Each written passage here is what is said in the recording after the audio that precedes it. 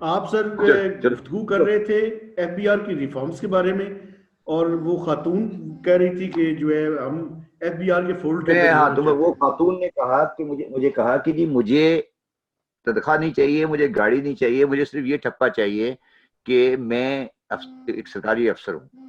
तो मेहताब देखिए, जब तक आप ये माइंडसेट खत्म नहीं करेंगे कि अच्छा अच्छा, वो अगर कोई ओल्ड ओल्ड ओल्डर लॉट की होती तो मैं शायद उससे उस पर एग्री कर लेता।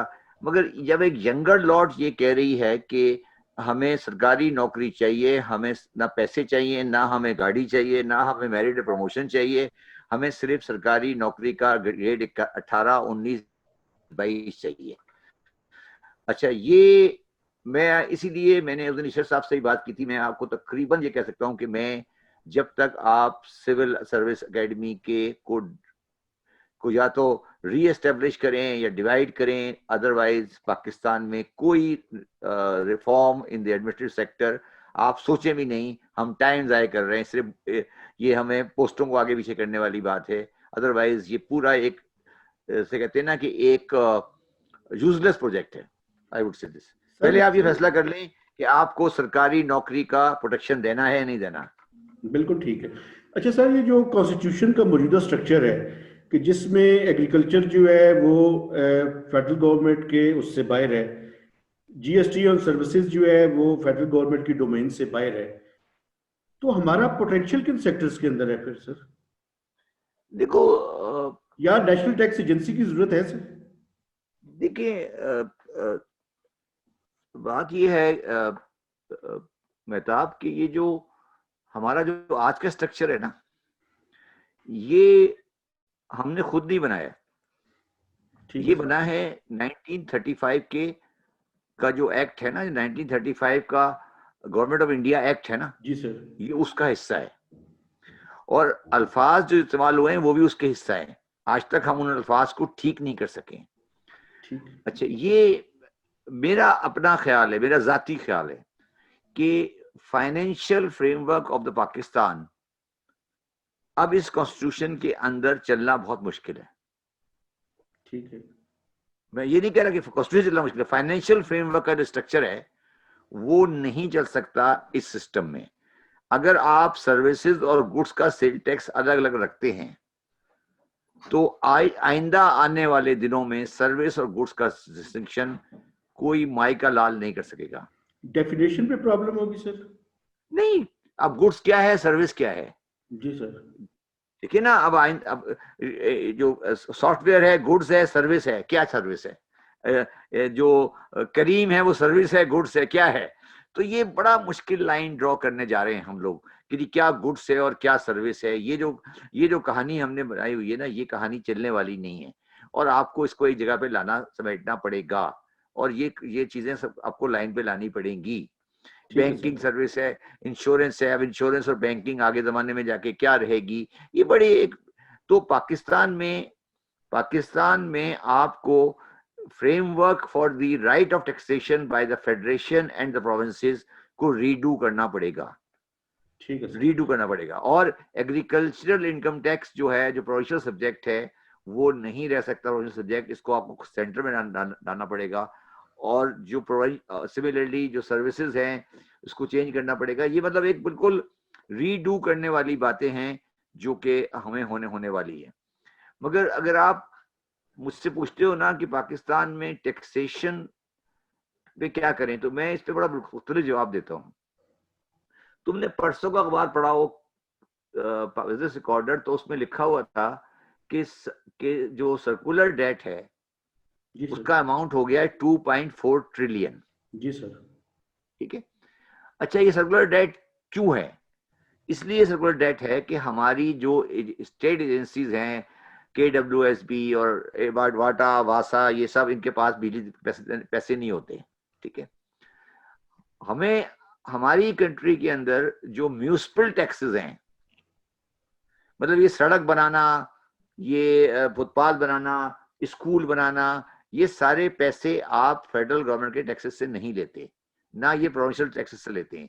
ये सारे पैसे दुनिया में म्यूनिसिपल म्यूनिसिपल अथॉरिटी कलेक्ट करती हैं और म्यूनिसिपल अथॉरिटी ही रिसीव करती हैं।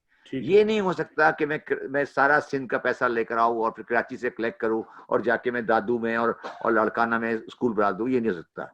आपको म्यूनिसिपल टैक्सेस को लाना पड़ेगा, उनको सही करना पड़ेगा, और जो फेडरल टैक्सेस हैं इन्हें कम करना पड़ेगा। ये जो आपका सिस्टम है ये लॉन्ग रन में चलने वाला नहीं है, ये ऑब्सलीट हो चुका है। और ये नेशनल, आप बना भी दें नेशनल रेवेन्यू अथॉरिटी, उसका कोई फायदा नहीं है जब तक आप फंडामेंटल ऑफ द कॉन्स्टिट्यूशन इस मैटर पे चेंज नहीं करेंगे। देखिए हमने कुछ चीजों को मेहताब इस मुल्क में वही इलाही समझ लिया है कि यार ये तो तब्दील हो ही नहीं सकता। फॉर एग्जाम्पल हमने कहा नहीं हो सकता, हमने कहा जी कालाबाग डैम पे दोबारा बात नहीं हो सकती। तो हमने ये इस तरह तो कंट्री नहीं चलते ना जी। आपको हर चीज को एक तरीके से सामने ला के बात करनी पड़ेगी। और ये मैं समझता हूँ कि टैक्सेशन ऑन इनकम, चाहे वो इनकम हो, फेडरल गवर्नमेंट का राइट है, taxation of goods and services एक होगा। अब वो राइट किसका होगा? मेरा ख्याल है फेडरल का होने के बाद आप उसको उसमें से फंड एलोकेट कर दे प्रोविंसेस को, दैट्स ऑल। अच्छा सर, एक आखिरी सवाल, और ये बड़ा इंपॉर्टेंट है और आपका इसमें बड़ा है भी। ये सर OECD का जो मैकेनिज्म तय हुआ था, और ये जो फॉरेन एसेट्स हैं और फॉरेन इनकम है, ये सर हम कैसे जो है वो इसको प्रॉपरली, और OECD के मैकेनिज्म के तहत जो इंफॉर्मेशन आनी शुरू हुई थी, वो कैसे हम उसको इस्तेमाल कर सकते हैं, और जो फीरा और बाकी कवानीन है उनमें किस तरह की चेंजेस लाई जाएं कि जिसके नतीजे में हम अपनी टैक्सेशन के जो इश्यूज हैं उनको रिजॉल्व कर लें। देखिए इस पे तो एक अलग पूरा प्रोग्राम होना चाहिए। देखिए एक लफ्ज है पाकिस्तान में, मनी लॉन्ड्रिंग। जी सर। हर केस मनी लॉन्ड्रिंग होता है। टैक्स इवेजन अलग चीज है, मनी लॉन्ड्रिंग अलग चीज है। अलग चीज है, बिल्कुल। ठीक है ना, ये तो पहली बात है। देखिए अब प्रॉब्लम जो आ रही है वो ये आ रही है कि जो OECD से डेटा हमें आ रहा है, उस डेटे को रिकंसाइल करना है हमने विद द एमनेस्टीज फाइल। ठीक है सर। आप समझे पहली बात तो। एक तो पहला स्टेज है, अगला 2 स्टेज है। पहला स्टेज तो जो है कि वो जो डेटा आ रहा है वो उनमें से बहुत सारे ऐसे एसेट हैं जो एमनेस्टी में फाइल हुए हैं, एमनेस्टी में डिक्लेयर कर चुके हैं। ठीक है ना जी। हाँ अच्छा, मगर एमनेस्टी की डेट अलग है और डेटे की डेट अलग है। सही है। तो उसमें उस दौरान में एसेट ने अपना अमाउंट भी चेंज किया है और उसने एसेट ने अपना फॉर्म भी चेंज किया है। ठीक है सर। आप समझे मैं क्या कह रहा हूँ? एक आदमी का घर था लंदन में, उसे घर बेच के आप आज डिपॉजिट कर दिया, डिपॉजिट था, उसने घर खरीद लिया है। ठीक है। तो मैंने शेख साहब से मिलकर और चेयरमैन FBI से मिलकर एक रूल बना के दिए इनको कि यार आप अफसरान जो हैं वो बैठ के, ये अफसरान का काम नहीं है, एक तरीका होना चाहिए कि आप एमनेस्टी के डेटे को रिलेट कर सकें OECD इंफॉर्मेशन से। बिल्कुल ठीक है। और वो रूल मिनिस्ट्री ऑफ लॉ में पड़े हुए हैं और एज सुन एज पॉसिबल उनको होना है। उसके बगैर आप कोई काम आगे 1 इंच भी आगे बढ़ ही नहीं सकते। क्योंकि आप कह रहे हैं कि नहीं पैसे मेरे पास, मैं कह रहा हूं मेरे पास 500 करोड़ रुपए 500 करोड़ पड़ा हुआ है मेरे पास कैश में, वहां एमनेस्टी मेरे पास एक घर डिक्लेयर किया हुआ है। अब मैं कह रहा हूं भाई मैंने घर बेच के 500 मिलियन लिए, तो कौन बताएगा? तो ये तो आपको एक रास्ता निकालना पड़ेगा कि कैसे रिकंसाइल होगा वो, पहली बात। ठीक है। दूसरी बात ये है कि जो हमारे मुल्क में जो हमने फॉरेन एक्सचेंज का लॉ पास में रखा है, उसमें हमें ये एक्सेप्ट करना पड़ेगा कि पैसे बाहर ले जाना और लाना लीगल है। ठीक है। ठीक है।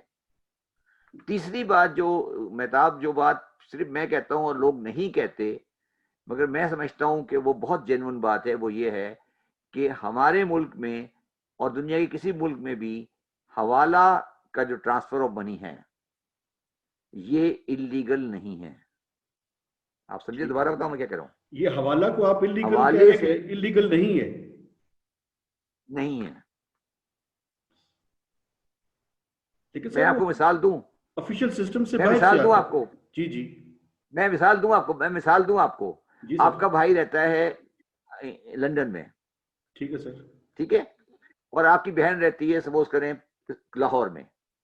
आपका भाई कहता है यार तुम उसको 2000 रुपए दे दो, ठीक है। तुम उसे 2000 रुपए दे दो, मैं यहाँ दे दूंगा। ठीक है, मैं तुम्हारे बेटे को दे देता हूँ, तुम उसको 2000 दे दो। ठीक है। तुम्हारा बेटा भी रहता है लंदन में और तुम्हारा भाई भी रहता है, वो कहता है तुम्हारे बेटे को मैं $1000 दे दूंगा, तुम अपनी तुम्हारी मेरी तो अपनी बहन को $2000 दे दो। तो ये क्या है, हवाला नहीं है? तो ये हवाला हवाला है। बिल्कुल हवाला है। हवाला नहीं है ये, हवाला हवाला यही होता है ना, बिल्कुल हवाला यही होता है ना जो मैं कह रहा हूँ, ये हवाला है। अच्छा ये तुम जो बस सुबह शाम मैं और आप कर रहे हैं, ये इलीगल है। अच्छा अब इसका मैंने बड़ी समझाया था, सुप्रीम कोर्ट में मैंने लिख के दिया था कि इंडिया ने हवाले को सही करने के लिए कानून बनाया है। ठीक है इंडिया सर। ये कहता है कि अगर कोई एसेट बना है जो जिसका सोर्स अल्टीमेटली हवाले के थ्रू आया है, उसको भी हम फॉरेन एक्सचेंज रेमिटेंस कंसीडर करेंगे, डीम करेंगे। ठीक है सर। समझे क्या करूं आपको? बिल्कुल ठीक। मैंने ये बात बहुत समझाई तारिक बाजवा साहब को और स्टेट बैंक वालों को कि खुदा का वास्ता है अपना लॉ चेंज करो फॉर फॉरेन एक्सचेंज। उसमें ये लिखो कि जो पैसे हवाले से आए हैं वो भी फॉरेन एक्सचेंज रेमिटेंस है। अदरवाइज आप एक रास्ता खोल रहे हो। तो पाकिस्तान में जो फॉरेन एसेट है ना, ये ऐसा ऐसा सब्जेक्ट है जिसको हम कर्सरी डिस्कस नहीं कर सकते। हमें इस पे बहुत सीरियस काम करना पड़ेगा और ये बहुत जरूरी है। एफएटीएफ के बाद हमें ये सब चीजें सही करनी पड़ेंगी। देखिए आप अगर आप मैं किसी से कहूंगा ये बंदा हवाला करता है तो वो कहेंगे यार ये तो चोर है, स्मगलर है, ठीक है, बिल्कुल और ऐसे टेक्निकली है भी। अच्छा मगर आप उसको एफआईआर कौन से लॉ में दर्ज करोगे? वो कहेगा यार मैंने उसके भाई को $2 मिलियन दे दिए थे लंदन में, इसके भाई ने मुझसे यहाँ 2 मिलियन रुपये ले लिए, खत्म हो गया किस्सा। आपको क्या तकलीफ है? बिल्कुल ठीक आपको है। तकलीफ क्या है? Who are you? ठीक है ना। तो ये बड़ा एक सब्जेक्ट डिफरेंट है। अच्छा फॉरेन एसेट का जो मसला है वो ये है कि फॉरेन एसेट को आपको लाना पड़ेगा। और देखिए ना, दोबारा मैं आपसे जाता हूँ, अब देखो तुम अभी आपने रोशन पाकिस्तान अकाउंट बनाया ना, रोशन पाकिस्तान अकाउंट। जी जी अभी बने हैं। ये क्या चीज, ये भी टेक्निकली आप ये कह रहे हैं कि पाकिस्तान डॉलर लाओ। बिल्कुल। देखिए हम डॉलर की कमी में रहेंगे और हमेशा हम ये स्कीमें देते रहेंगे कि डॉलर लाओ, तो फिर फॉरेन एक्सचेंज निजाम को हम खराब कर देते हैं लाके। ठीक है और सर। कंस्ट्रक्शन में आपने कहा पैसे लाओ, ठीक है जी ना। सर। तो ये जो एक सिलसिला चला हुआ है ना, ये हमें सेटल करना पड़ेगा। मगर जो आखिरी बात इसमें यह है, मैंने उस दिन भी कहा था और जिससे मेरे दुबई वाले मुझसे बहुत नाराज हुए थे, मैंने कहा था कि जिन लोगों के अकामे हैं ये नॉन रेजिडेंट इन दुबई है, रेजिडेंट इन पाकिस्तान है, रेजिडेंट दुबई नहीं है। दुबई गवर्नमेंट को चाहिए कि अकामे वालों को डिटेल दें हमें, वो नहीं देते हमें। That is the reason why it is like this. बिल्कुल ठीक है देखिए सर। कोई बंदा हवाला नहीं कर सकता लंदन से, हवाला होता ही दुबई से है। इसलिए होता है कि हवाला वहां से होता है जहां टैक्स नहीं है। बिल्कुल ठीक है सर। तो ये बुनियादी मसला है। बट आप बताइए एनीथिंग एल्स? सर आखिरी आपसे बेसिकली आपने जो दो तीन चीज़ें कही थी सर कि ये बेसिक जो रिफॉर्म्स हैं, ये बैंक तक डेटा तक access, track and bank trace. का डेटा, बैंक का डेटा, बैंक का डेटा, इंडस्ट्रियल कमर्शियल कंज्यूमर का डेटा, जी सर। और track and trace of the trace. Manufacturing sector. ये 3 चीजें आप अगर करते हैं तो आप समझ लें आपने नफ्स पे हाथ रख दिया। इसके अलावा सर कोई और चीज़ जिससे हम अगले 2-3 सालों में टैक्स टू जीडीपी रेशियो को 15-16% तक ले जाएं? इसके ये तीन देखिए चीजें तो आपने बयान कर दी। देखिए मैं समझता हूं कि जो हमारा कस्टम है ना, जी सर। कस्टम और इनकम टैक्स, इन दोनों का कोई रिश्ता नहीं है आपस में। बिल्कुल और ठीक है। मैं तो सजेस्ट ये करूंगा कि 2 बोर्ड कर दिए जाएं। FBR divided into 2 boards. India में है ना, ठीक है। इंडिया में 2 बोर्ड हैं। एक है board central board of direct taxes, एक central board of indirect taxes.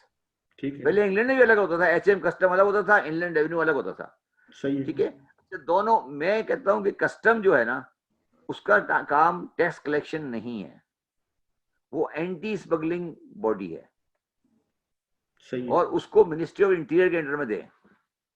ठीक है। वो एक्चुअली कस्टम जो है वो टेक्निकली स्पीकिंग मिनिस्ट्री ऑफ वो काम है कि स्मगलिंग नहीं हो। अब हमारा जो कस्टम है वो सारा दिन बैठ के रेवेन्यू कलेक्ट कर रहा होता है और स्मगलिंग चल रही होती है। तो जो उनका असली बिल्कुल। काम है, जो उनका असली काम है कस्टम का, कि स्मगल नहीं हो पाकिस्तान से गुड्स, वो ट्रेड का महकमा है बेसिकली। लेकिन तो सर उनके ट्रेड पास उनको वर्कफोर्स ही नहीं है। नहीं सर, वर्कफोर्स तो जो भी है, कलेक्टर ने तो कलेक्टर को कभी आपने एंटी स्मगलिंग करते देखा है? कभी भी नहीं देखा। आप जाएं जरा कलेक्टर के पास दफ्तर में जाएं, उसके बाद सारी फाइलें रखी होंगी कि ड्यूटी कम हो गई, ड्यूटी ज्यादा हो गई, ड्यूटी पीछे आगे कर दो, ड्यूटी पीछे कर दो। कभी आपने देखा है कलेक्टर जाके स्मगलिंग के बारे में गुफ्तगू कर रहा हो, बिल्कुल ठीक एंटी है। स्मगलिंग की बात कर रहा हो? कोई उसका कंसेप्ट ही नहीं है। तो कस्टम जो बेसिकली एंटी स्मगलिंग का प्रोविजन है, उसको हमने चला दिया है एज ए टैक्स कलेक्टर। ठीक है सर। अब उसमें से टैक्स कलेक्शन अलग करें, उसकी एंटी स्मगलिंग अलग करें, और उसके बाद उसको लेके चलें, अदरवाइज तो ये चल ही नहीं सकता सिलसिला। पता नहीं आपने भी देखा होगा, एक केस लो आया है सुप्रीम कोर्ट में कि चीनी की वो एक असाइनमेंट फंसी हुई थी, वो उसको अफगानिस्तान में, अब वो सुप्रीम कोर्ट ने कहा कि अलाउ कर दें। आपको पता है ये जो असाइनमेंट वाला केस है, ये चीनी 8 साल पहले इंपोर्ट हुई थी, 8 साल पहले, 8 साल पहले, 8 साल से पड़ी थी पोर्ट पर। अब आप सोचें कि उस चीनी का हाल क्या होगा सर? चीनी का क्या हाल होगा, सोचें अभी। तो ये तो एक अलग बेताब, एक अलग कहानी है, इसकी तो अलग, इसकी अलग स्टोरी है। But coming back to the reality, अगर हमने बैंकिंग ट्रांजैक्शंस और इलेक्ट्रिक मीटर पर और बेनिफिशियल सेक्टर पे हाथ नहीं डाला विदाउट एनी डिस्क्रिमिनेशन, तो हमारा कोई सब्सटेंशियल इंक्रीज नहीं हो सकता। और आखिरी बात ये कहने की, जो 22,000 बंदे हैं, इनमें से मुझे चाहिए सिर्फ 2,000 बंदे, बाकी जो 20,000 है उनकी कोई जरूरत नहीं है। अगर वो नहीं भी हो तो फर्क नहीं पड़ेगा। बिल्कुल ठीक है। यानी एफबीआर में ऑटोमेशन की जरूरत है सर, इसका मतलब है?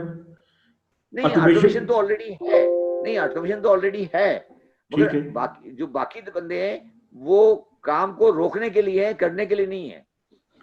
ठीक है सर, बिल्कुल नहीं सर। बेहतर ये नहीं है कि हम पॉलिसी मेकिंग और जो फंक्शंस हैं उनको लहदा करते हैं सर? तो मुझे बताओ ना, मैं बताओ, देखो inspector, ITO, IAC, commissioner, chief commissioner, member, FBR, chairman FBR, ये इतनी लंबी लाइन है। ये लाइन ठीक है, बहुत ज्यादा पोस्टिंग क्रिएट की है ना आपने, जरूरत है इन चीजों की आज के जमाने में? ये क्या चीजें हैं, ये इतनी लंबी आपने पोस्टें क्रिएट की हुई हैं, ये क्या है? ये सारी चीजें हैं फाइल को आहिस्ता करने के लिए। सही है, फाइल आहिस्ता हो रही है ना। और जो बात हमने पहले शुरू की थी, बिल्कुल पहले बात की थी, वो ये थी कि कोई भी आईटीओ फैसला इसलिए नहीं करना चाहता कि अगर वो फैसला कर देगा तो कल को कोर्ट में खड़ा होगा। बिल्कुल। तो वो कहता है यार फैसला नहीं करो, आगे चला दो, अपीलों में चलता रहेगा, 10 साल तक चलता रहेगा। बिल्कुल सही है सर। देखिए मैं आपको मिसाल देता हूँ, मुझे ये बात अब्दुल्ला यूसुफ साहब ने बताई थी, एक इंटरव्यू में बताई थी, जब वो चेयरमैन एफबीआर आए थे। जी सर। कहने लगे जब मैं नया चेयरमैन एफबीआर बन के आया ना, सॉरी सीए करके आया, तो मैंने एक अकाउंटेंसी फर्म खोल ली। तो कहता है एक बंदा मेरे पास आया, उसने मुझे ऑर्डर दिया अपना कि यार ये ऑर्डर जो है ना, इस पे अपील फाइल कर दो। तो उसमें जो ऑर्डर में डिमांड थी वो तकरीबन 5,000 रुपए की थी सिर्फ। तो अब्दुल्ला यूसुफ ने कहा कि मैंने उसको बोला कि यार 5,000 की डिमांड है, आप मेरे पास आए हैं, मेरी फीस होगी, अपील फीस होगी और ये हो गई, तो ये दोबारा नहीं खाती। तो उसने कहा कि अब्दुल्ला यूसुफ को कहा, कहने लगा मियाँ एक बात सुनो मेरी, तुम ये प्रैक्टिस बंद कर दो और नौकरी कर लो, तुम्हारे बस का काम नहीं है। उसने कहा क्यों?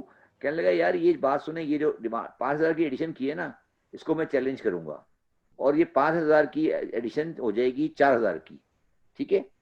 और अगर मैं अपील नहीं करूंगा तो अगले साल ये आईटीओ इसको 5,000 की जगह 5 लाख करेगा। बिल्कुल सही है। तो इसलिए मैंने इसे अपील 4,000 करके अपील फाइल करानी है, और इस तरह चलता है सिस्टम। तुम अभी नए हो, तुम्हें ये काम नहीं आता, तुम अपना काम करो। बिल्कुल ठीक है sir. Thank you very much sir, thank you very much, आपने टाइम दिया और इस वादे के साथ कि आप आइंदा भी जो है वो हमें टाइम देते रहेंगे ताकि हम अपने जो सामीन और नाज़रीन हैं उनको इनलाइटन कर सके। Sir thank you very much, बड़ी मेहरबानी सर।